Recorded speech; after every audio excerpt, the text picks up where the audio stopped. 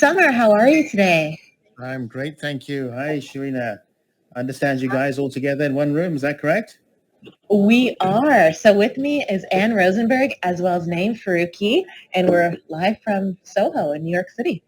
That's right. Awesome. Well, thank you so much. I think we can start right on the dot. Awesome. Thank you so much for joining, Anne and Naeem. Sherena, great to have you with us, joining on the Strategy Remix. It's a great pleasure to have you here, and always wanted to say live from New York. This is awesome. Thank you so much. I think we'll have more people joining as we progress. The official start time was 8, so we're starting right on the dot. Just an FYI to the audience, if you want to ask a question or have any comment, do raise your hand and I can promote you to the stage. But I'm going to split this into two halves. Firstly, we'll have a panel discussion, and then I'll invite you guys later on in the next 15 or so minutes to share your particular thoughts and opinions. So please kindly just use the react button as well to confirm you can hear us all A-OK. Any problems? There is no chat per se, so the only way we can do it is via emojis. And this is not officially recorded by LinkedIn, but I will record it and distribute that afterwards. All right. So let's get started. Firstly, to introduce myself as your host, Sammar Farooqi. I'm head of business development for SAP in EMEA, my day job. I'm a graduate of the CIO Academy at Oxford University, and also a father of 3, which keeps me very busy. So I'd like to invite the panel to introduce themselves. It's a real honor to have you with us. I'd like to start with you, Sherena, and then pass it around. Wonderful. Thank you so much. And thank you for everyone who's joining us here today. My name is Sherena Hussain. I am a lawyer, academic, as well as a global thought leader in sustainable infrastructure. And in those roles, I wear many different hats. And if anyone has ever met me, they know I wear many different hats in real life. So in that capacity, I'm a director for a G7 initiative that brings together sustainable infrastructure projects from emerging markets and connects them with institutional capital from the G7 countries. As well, I'm an advisor in the sustainable infrastructure space, so working with a whole host of different governments, private sector organizations, whether they're startup or Fortune 500 companies, as well as NGOs as it relates to unlocking new business models related to deploying sustainable infrastructure. And in addition to that, I am in the infratech and climate tech space, which I'm excited to jump in a bit more about here today, in which case we're really pushing the envelopes as it relates to what we can do to address the climate crisis and have meaningful sustainability, leveraging many of the technological solutions and innovations that we're bringing on board here in Canada and for the rest of the world. I'll now pass things over to Anne Rosenberg. Hi, this is Anne. Yeah, so it's excited to be back in New York for the General Assembly and Climate Week. So I'm a Danish, but in the United States for more than 10 years now. I was a former at SAP for 20 plus years.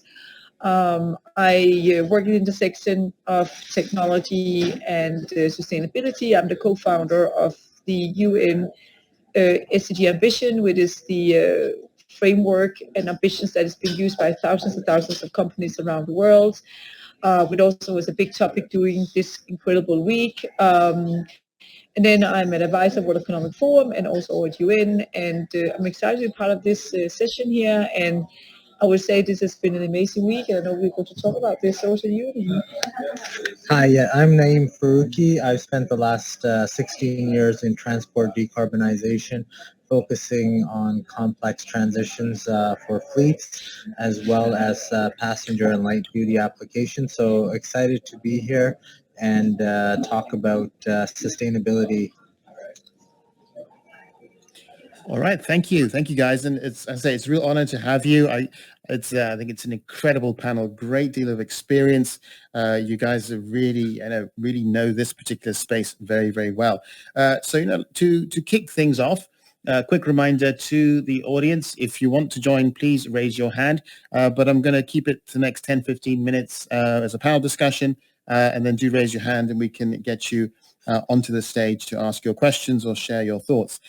So Anne, if I may start with you. Again, thank you for joining today and sparing the time to join the Strategy Remix. I've been avidly following your updates on LinkedIn and all the activities you've had this week at New York Climate Week, from the UN Global Compact to meeting the Danish Prime Minister, speaking at several forums. That's been an incredible week. I'm not sure how you managed that pace of events. But given all of this activity, I wanted to ask you, what are your key insights from this week? And what is the state of global SD goals as they currently stand? Thank you so much for the question. I think some of the kind of takeaways, I think when I'm leaving tonight to go back to LA is, first of all, that of course, we have a focus coming out of COP26 and leading up to COP27 on renewable and on climate. But it was interesting to see at the private sector forum that was done by UN Global Compact, where you have CEOs from all over the world, that the key theme was really the call for action from the General Secretary Antonio about the Climate Act. And so the climate app, even though we're working on all the SDGs, there's no doubt about it that the climate and the whole piece about going into renewable and whatever industry you are in, what you can do in that area is become the overall agenda for every single company. So I think that was interesting. Another interesting thing, being with the UN Global Compact, both for UN Global Compact Brazil, UN Global Compact US, and also Denmark, and then all the UN Global Compact members of the EVA Center, is that there was launched the Humanity Accelerator, Human Rights Accelerator, which kind of, when you reflect on that for 2 seconds, you kind of think, oh my God, this is a theme that has been discussed for many years, but still absolutely not acceptable. And then not to forget, what I'm super proud about is that the SDG ambition, as mentioned, they are part of creating, that so many companies around the world are using that really to drive their sustainable transformation, the digital transformation, of course, not to forget the role of technology for good. So very excited. That's all my key things that I've heard this week.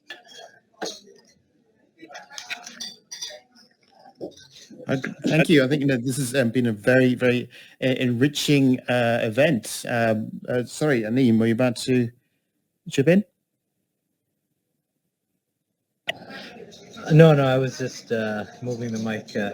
There's 3 of us around. All right, since I have you. I just want to say one thing, because you brought up the Danish side of the story. I want to do a call out to Denmark, because the Danish school ship actually took 2 months, and they came to New York City, and they've been here the whole week and have been hosting event. And the thing about Denmark, not because I'm Danish, but Denmark is number 1 on the sustainability agenda globally, and they're number 1 in the whole renewable space. So it was exciting to see and be part of those many events that was taking place at the school ship that came to New York. So if you're still in New York, take the opportunity to go down. It's not very far from the UN building. That this beautiful, beautiful old ship that actually took the trip from Denmark to come to New York Climate Week. That's fantastic. Yeah, no, that's a great demonstration of commitment, right? To sail an old wooden sailing ship all the way, right, and demonstrate, your commitment to zero carbon emissions. Professor Sherena, if I may ask you, from your reflections this week, and in particular, how has it been different from other years? I'm really interested to see, has the momentum increased? Is there a greater sense of urgency that you're seeing from NGOs, from companies, from the kind of innovators that you're working with? That's an excellent question. And when you stop and reflect at the moment we are right now, the set of different forces that are really colliding amongst different private sector, heads of states, government officials, and NGOs to realize that the element of climate change, extreme weather events, and sustainability more broadly is something that we can no longer defer. We are being confronted with this on a daily basis, and I could speak to this all day long from the perspective of our infrastructures. We're seeing they're being strained in so many different capacities all around the world, and that is something that really comes to head when we think about how these conversations have evolved. So, for example, when I was in Glasgow for COP26, it was a reckoning moment in which case we realized that we had to bring more stakeholders to the table. This isn't necessarily a challenge that we can leave upon different government leaders on their own to address, and just also looking upon the civil sector to step in where needed. It is one that's holistic, in which case capital has a role to play. Private organizations in terms of their objective setting and what it means to practice good leadership and one in which that creates meaningful value has evolved. And when we come here in New York Climate Week, was really exciting in the sense that it's trying to move beyond just the pledges that have been made and look for purposes of action planning. And this week so far, I've had the benefit of sitting in different summits looking at elements such as electrification, in which case it wasn't just talking about the challenges, it was more so about road mapping solutions. What do we need to do? Who are the players and what needs to evolve? And some key themes that have emerged so far includes looking at aspects such as blended finance. So how to make these much needed initiatives economically viable, in addition to having the broader social and environmental impact, as well as the role of capacity building and upskilling. This isn't just an instance whereby we're going to see certain industries such as renewables take off, but rather it's a just transition, in which case many different individuals from all walks of life need to be brought into it, not just from the perspective of building goodwill, but it's something that's, in which case we don't necessarily have the talent pool to make this happen until we begin unlearning and retraining on so many different fronts. So that's just in a nutshell about some of the trends that I've seen emerge from this Climate Week. If I could just jump in on this one, Please. What I think has been amazing, and I mean, is that you have the General Assembly happening where all the head of state and more than 160 plus head of state have been here, right? And some of them are still here, of course. And at the same time, the last 1.5 days, you had the big Focus Philanthropy Summit happen. So you have all the biggest family offices of the world have been here. And at the same time, you have the Climate Week where you saw the huge climate movement coming to come over here just like 5 days before the big COP27 in Egypt. And at the same time, which is interesting because we always need a certain creativity. So the Fast Company have been running literally end to end during the week, a huge event down in Wall Street. Not to forget, if you go through the week before, you had SALT, which is one of the big events where you bring in the investors of the world. And just to put the caveat on the top of the whole thing, we are actually running into a week will be a very big week on WIP3O in New York. So I would say that the amount of incredible movement and moment that is happening in this space is very, very big. So exciting. So if you missed it out there, don't worry, you're getting a recap now, but don't miss it next year. Make sure you come. No, absolutely. And that's incredible. I think you've covered a lot there. I'd love to unpack at least the next 5 or 7 minutes. I don't think I can give it justice. But I wanted to ask Naeem, in his experience, Naeem, from your perspective, you work at the intersection of public and private sector. And as both Anne and Sherena have highlighted, there are, a lot of movement now towards that, a lot of activity happening. But how are you seeing that cooperation actually working in fact? Do you have any concrete examples that come to mind? Well, yeah, you're seeing, I did a project a few years ago in Lima, Peru, where we had an NGO with a private operator and the public sector come together to basically bring the first electric bus to Lima, Peru. And that was one example. And there are many more, like there's work being done in Antigua, Barbuda that I've been involved with that looks at taking, 1,400 taxis, 400 buses to zero emission. And, transportation on it as a whole accounts for 25% of the world's GHG emissions. So tackling that opportunity is really important, and it does require both the public, the private, the NGO community, and that drive for a better future. Right, yeah, and it takes a partnership, right? It definitely takes more than a village, which brings me on to the next topic I wanted to explore with you. collectively as a panel in terms of technology. Now, Anne, I wanted to ask you, and I'll preface this question a bit carefully. I do work for SAP, as you know, so if you cut me in half, I'm blue and white all the way through. And a big shout out to many of my colleagues listening now. But we've heard a lot of promises in general, Anne, from the technology industry. And I read in the wider press, some criticisms of that, that, promises are being made but not being kept, or, they're simply not obtainable. From your perspective, how are you seeing technology companies in general responding to this, and are they rising to the challenge? I mean, so as mentioned before, I worked for more than 20 years at SAP, and it's just like you're a totally technology person. And there's not been, at least not in my career, been a more exciting time to be in technology. So why am I saying that? So first of all, I think there are three aspects in it. If you look at the whole energy space, you can say the whole energy world is like it hasn't been digitalized if you look at the oil and gas. And we are literally digitalizing an entire industry now, which is exciting. And if you look into the whole area around offshore, onshore wind, solar, hydrogen, power to X, how do we make aviation fuels? How do we work with green fuels? How do we make sure that all of this is available? And of course, it's going to take a long time because this is very complicated technology solutions. But the whole world are going to benefit for that huge shift that is happening in that sector. Then I also want to say, when I did the SDG Ambition, I did a mapping of the, it was like 17 global goals translated into 10 ambitions, and then I mapped it down. So I have a business process management, enterprise architecture, data model background. So I got deep into how can we actually support to fulfill the ambitions. And what's exciting to see is like whenever you look at SAP, who do an amazing work within this space, with also, the emission measurement, emission 1, 2, and 3 tools, and also the great solutions that SAP have going and supporting whatever kind of impact area you're working in. You see the same rise coming also if you look at Google, Microsoft, Amazon, Salesforce, and all the different kind of software companies. So everybody is coming together to build those solutions. But my other excitement about this is that if you look at the amount of money that is being invested now into funds, into technology funds within the different area of impact is enormous.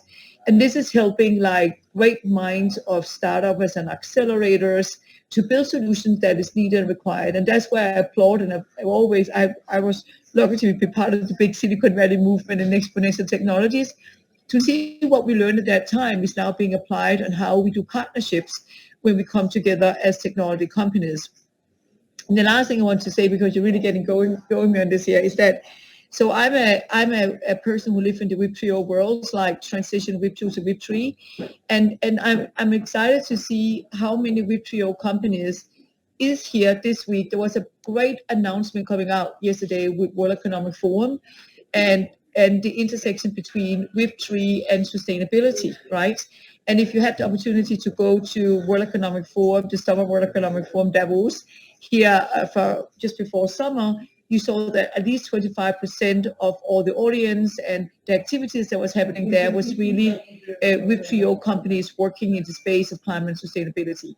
So I would say that I have never ever in my 25 plus years, I'm getting older, have seen so much happening in the technology space, thanks to companies like SAP, thanks to the leading software companies, and also thanks to the mind of great technology accelerators and startups. So very excited about what's going on. Yeah. Well, that's very reassuring. I think, I definitely would agree with that. Not saying just because I work for SAP, but, from what we do every day is baked into our DNA. And on that note, I'd like to invite the audience, if you want to join, have any question for the panel, and Sherena or Naeem, please do raise your hand, and happy to promote you to the stage.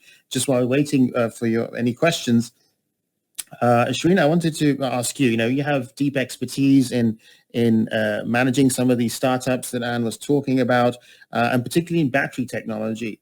So how do you see the business ecosystem now being able to adapt to take advantage of such innovation? And given the example of the vast legacy that's already in place, right? Many companies are, it's often said, are trying to make this adaptation. So from your perspective, how are you seeing that accelerating through startups and beyond? That's an excellent question. And my short answer is that it's ultimately embedded in terms of where we are in our development pipeline as it relates to how do we address what is otherwise a looming challenge to decarbonize areas like our transport systems that account for a significant portion of greenhouse gas emissions. The role of technology in facilitating that, whether it's within the ecosystem of battery technologies, if it's in the forms of putting in place the infrastructure such as to electrify different transport vehicles, and how that translates upstream in terms of the generation and the transmission of the energy to support that. In addition to hydrogen, I mean, there's so many areas in which case one could argue that the solution is there, but unpacking those solutions in a way that addresses the fact that we have existing institutions, processes, and regulations that are moving towards broader sustainability objectives, but we haven't quite gotten there. So managing those challenges, but doing so in a way that unlocks the potential to meet broader leaps and bounds in terms of change.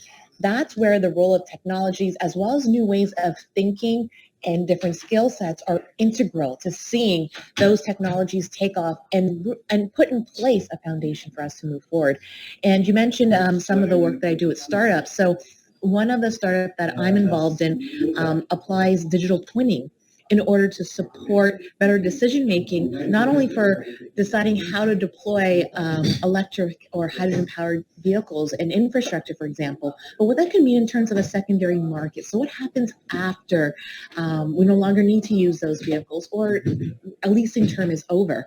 And that's where the power of data analytics and the processing power of those devices can unlock different secondary third lives for those products, so much so that we're meaningfully unlocking what could be a circular economy as opposed to just thinking about it as optimization of existing uses and processes to bring on board those electric vehicles as an example. Mm-hmm. If I can add to this, I have two things. The first aspect is that I also want to make sure we're not too hard on ourselves, because some of my technology friends that is dialing in here and listening in here, we are kind of keeping ourselves accountable and thinking about how come we've been so many years in technology and never really thought about bringing in the angle on building sustainable, climate-friendly technology solutions. But we need to remember one thing is that it is only until recently that this, you can say, perspective, that view, that thinking, that mindset has been embedded into what we were doing with technology. If you go back and you look at some of the classical framework like Six Sigma, Lean, business process management, or we looked into the whole design thinking movement, or the whole exponential technology movement, all the goodies, the whole thing about working with impact and purpose and output around that was never what we were talking about. And that's the reason why the design, the way we design solution, no matter what industry we're in, we have never had that as a key design principles. Okay, now we know that after the 17 Global Goals came out in 2015, and we are beginning to really build that into everything we do, it's become the core design principle. So working with ESG, SDGs, is the key design principle, whatever your startup, whatever your big company, whatever you're doing a big digital transformation, whatever your small, medium enterprise business, is the key design how you run your business model, how you design your technology solutions. Then the next thing I want to say is the humbleness. We have never in the man of humankind been in front of a bigger challenge, opportunity on building a technology platform when we look at the whole transition of the energy sector. And it's not that we will be able to build those solutions overnight. It will take time. Right now, during the next 5 years, what kind of solution can we scale with? If you look at the energy sector, you can scale with hydrogen. You cannot yet really scale with offshore, onshore wind. Maybe 8-9 years you can do that, even though we are rolling that out heavily. So the humbleness about that, it will take time. if you look into the shipping industry, I mean, Everyone Maersk is an amazing company that, by the way, also a big client of SAP, and I had the fortune to work with them. I come from the shipping industry way back, and I have the opportunity to be part of the big SAP implementation project for years. And if you look at that company right now, they took a stand. They're not just changing themselves, they're changing the industry.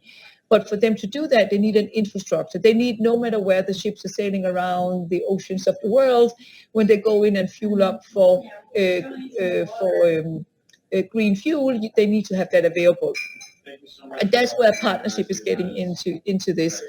And the last thing I want to say, because I'm a science fiction writer, is that we have never been in a better place as a science fiction thinking people, because every single CEO on this world, most of them, most head of state, have signed up on behalf of the country, on behalf of their company, a net zero roadmap. So I want to be net zero by 2040 or by 2050.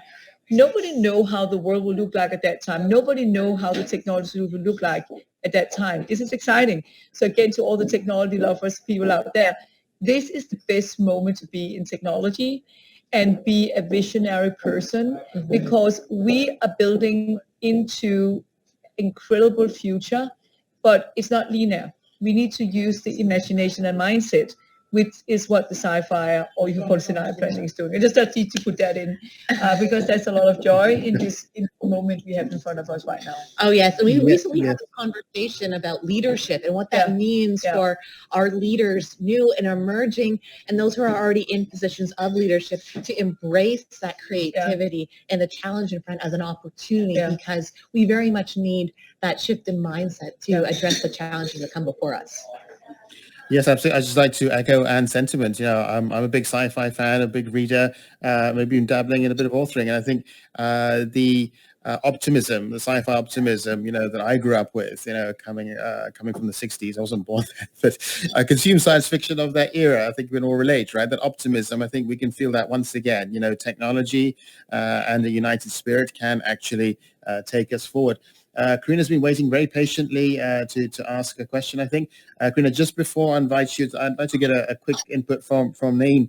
Naeem, as we've just heard, you know, there are a lot of challenges both in startups and the ecosystem, but also in the optimism around technology. And, you know, in my region where I live, in MENA, we've seen a lot of recent announcements around sustainability and even, you know, fully enclosed sustainable cities.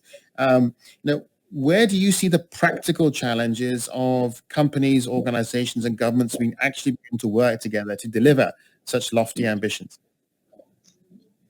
Yeah, that's a big question. I'll dissect a piece of that, and you know, I think it's about enabling the market. I think government has the power and the forces to enable market.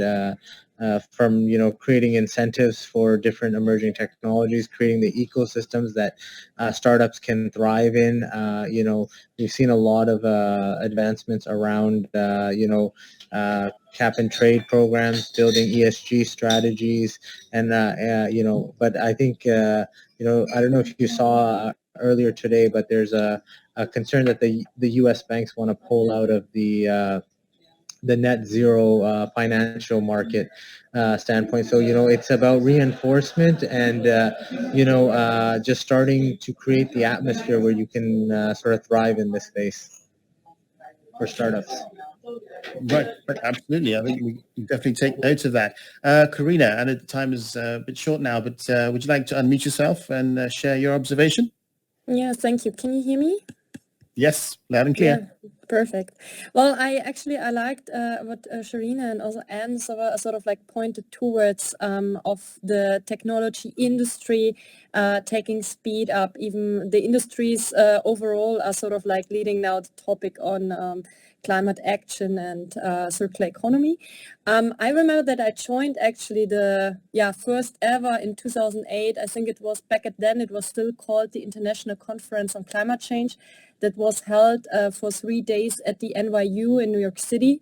And back at that time, I just joined certain sessions on whether, you know, individuals and academia at that time actually took the lead in creating awareness of certain issues, whether that's, you know, the ice melting through the Atlantic pathway, or the loss of actually bird sounds in forestry areas. And so now fast forward 14 years, of course, in the meantime, it changed to New York Climate Week.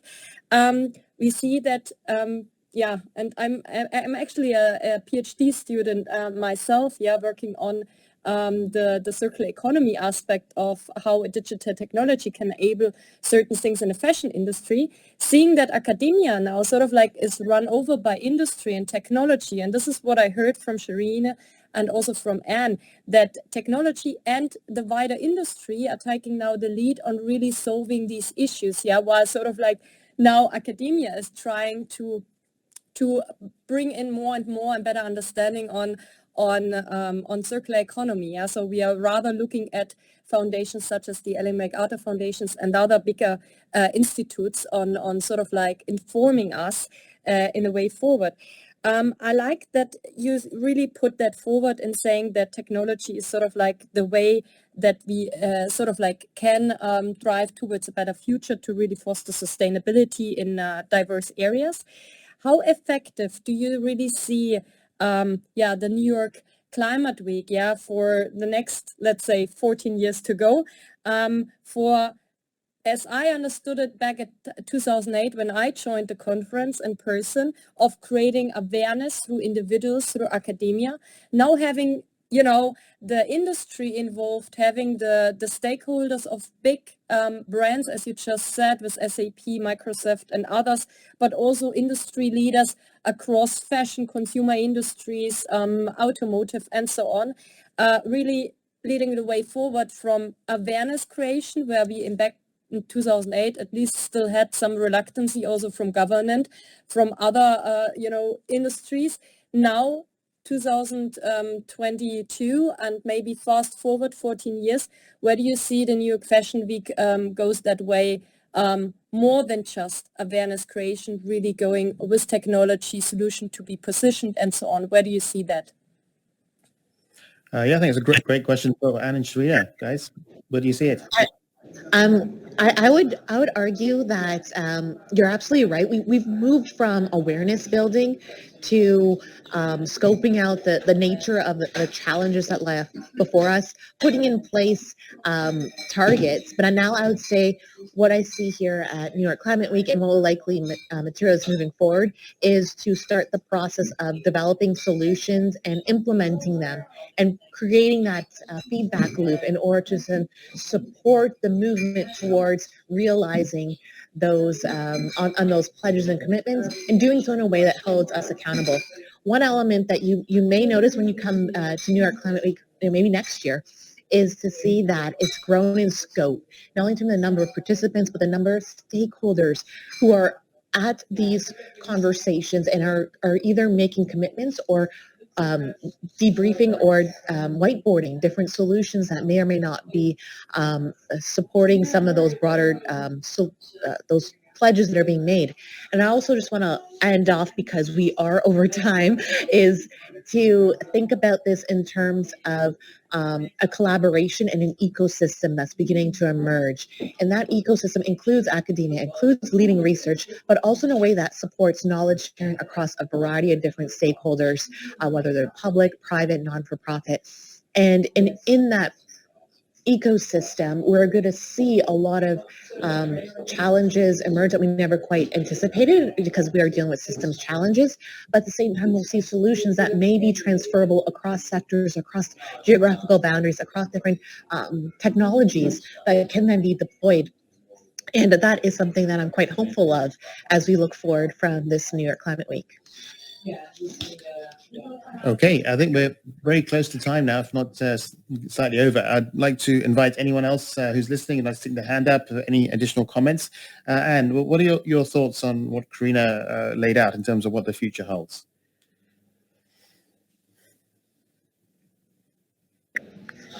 Hey, Sammar.